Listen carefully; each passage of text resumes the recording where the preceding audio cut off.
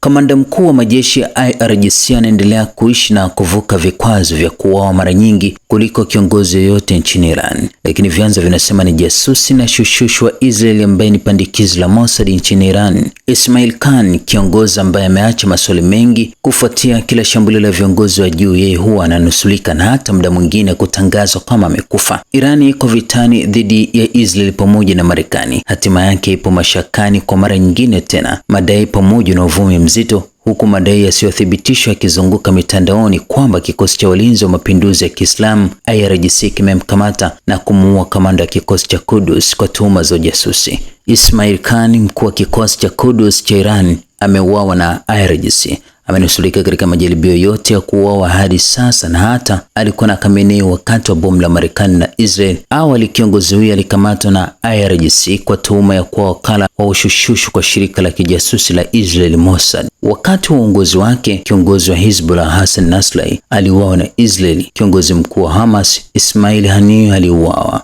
Makumi ya makamanda wa juu wa Irani wameondolewa. Hivi karibuni, zaidi ya siku ya Jumamosi, operation ya pamoja Marekani na Israel ilimuua kiongozi mkuu wa Irani Ayatollah Ali Khamenei pamoja na watu kadhaa wa juu kutoka taasisi ya usalama wa Iran. Bwana Ismail Khan, kamanda aliyehusika moja kwa moja na kusimamia mtandao wa wawakilishi wa kikanda wakati wa vita huko Mashariki ya Kati, hakutajwa kuwa miongoni mwa waliouawa. Mtindo wake wa kuishi umesababisha mashaka makubwa, kwani ripoti kadhaa pamoja na vyanzo vya usalama vinaeleza katika miaka miwili iliyopita kwamba alikuwa karibu na kuhudhuria mashambulizi kadhaa yaliyoua viongozi wa juu kabisa wa Iran.